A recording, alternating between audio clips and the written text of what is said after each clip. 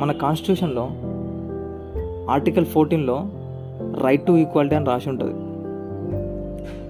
దాన్ని సమానత్వపు హక్కు అని అంటారు. కానీ మన సమాజంలో సమానత్వం ఎక్కడుంది? అంత ఇన్ఈక్వాలిటీయే.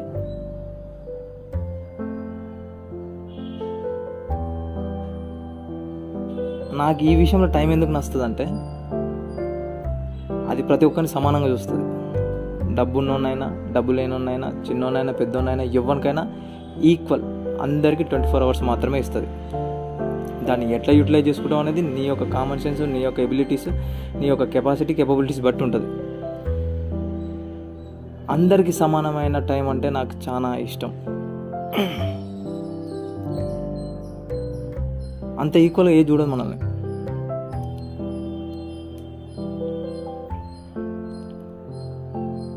సో ఆ విలువైన టైంని, ఆ 24 గంటల రోజుని మనం ఎట్లా యూటిలైజ్ చేసుకుంటాం అనేది మన చేతుల్లోనే ఉంటుంది. నువ్వు వినియోగించుకోకపోయినా టైం మాత్రం పోతూనే ఉంటుంది. సో నువ్వు ఎట్లా వినియోగించుకుంటావు అనేది most important thing in life.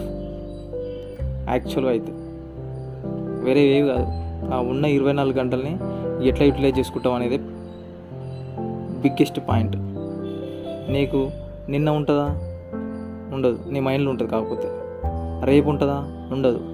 మళ్ళీ నీ ఎక్స్పెక్టేషన్స్, నీ యొక్క అజంప్షన్స్లో మళ్ళీ రేపు కూడా ఉంటుంది. బట్ యాక్చువల్గా ఈరోజు మాత్రమే ఉంటుంది, ఈ క్షణం మాత్రమే ఉంటుంది.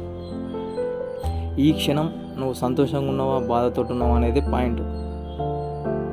సంతోషంగా ఉన్నా ఏం ఫరక పడదు, బాధతో ఉన్నా ఏం ఫరక పడదు. కానీ బతుకుతున్న బతుక్కు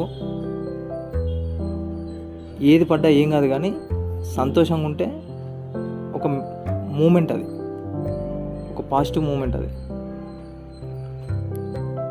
అది నెగిటివ్ బత్తా, నేను నెగిటివ్ ఆలోచనతో ఉంటా అంటే ఓడొద్దంటలేడు. కానీ పాజిటివ్గా ఉండాలనుకుంటోనికి ఎట్లా యూటిలైజ్ చేసుకోవచ్చు ఆ టైంని, 24 hours పాజిటివ్గా బిల్డ్ చేసుకోవాలి. లైఫ్లో అతను కావాలనుకునేది సాధించాలి అని అంటే ఆ 24 hours ఎట్లా యూటిలైజ్ చేసుకోవాలనేది చాలా ఇంపార్టెంట్. ఇందులో 7 గంటల నుంచి 8 గంటలకు నిద్రకే పోతుంది. తర్వాత మిగిలేది 7 నుంచి 8 పోయిన తర్వాత 24 గంటల మిగిలేది 17 గంటలు, లేదా 16-17 గంటలు. ఇందులో స్కూల్లో కొంతమంది పోతారు, కాలేజీలకు పోతారు, ఆఫీసులకు పోతారు, ఏదో పని ఉంటుంది. అందులోకించి ఒక 8 గంటలు తీసేయి. అయ్యో 8 గంటలు, 8 గంటలు, 16 గంటలు. మిగిలేది మళ్ళీ 8 గంటలు. సో ఈ 8 గంటలు అనేది ప్రతి ఒక్కరికి ఉంటుంది. అంత పనులు పోగా కూడా పడుకున్నాక మిగతా పనులకు అన్నీ తీసేసినాక కూడా ఒక 8 గంటలు అయితే ఉంటుంది. ఆ 8 గంటల 3 పూటలు అన్నం, స్నానం, బాత్రూము, ఇట్లా 1 గంట, గంటన్నర, 2 గంటలు తీసేసినా కానీ 6 గంటలు ప్రతి ఒక్క మనిషికి ఉంటాయి. ఈ 6 గంటలు అనేది మన ఫ్యూచర్కి బిల్డ్ చేసుకోవడానికి ఉపయోగపడితే నువ్వు ముందరికి వెళ్తావు, లేదా వెనుకబడి ఉంటావు. అది మనీ పెంచుకోవడానికైనా సరే, కెరీర్లో స్కిల్ని పెంచుకోవడానికైనా సరే ఉపయోగించాలనుకుంటే ఉపయోగించుకోవచ్చు. బాడీ పెంచుకోవచ్చు, మెడిటేషన్, ధ్యానం చేయొచ్చు, బుక్స్ చదవచ్చు, ఇంకా చాలా యాక్టివిటీస్ చేయొచ్చు. కానీ మనం ఏం చేస్తాం? ఫోన్ పట్టుకొని స్క్రోల్ చేసుకుంటుంటాం, చూస్తూనే ఉంటాం. అది మనకు చాలా ఇష్టం. Phone scrolling is the biggest scam in life. వేరే ప్రపంచం నుంచి వెళ్ళి మనల్ని ఎవరో మానిటర్ చేస్తున్నారేమో ఆ టెక్నాలజీతో అనిపిస్తుంది నాకు. వేరే ప్రపంచం ఏం లేదులే, ఇక్కడ ఉన్న మన సంస్థలు ఉంటాయి కదా, సంస్థలు, Instagram, Facebook, YouTube, WhatsApp, Twitter, etcetera etcetera.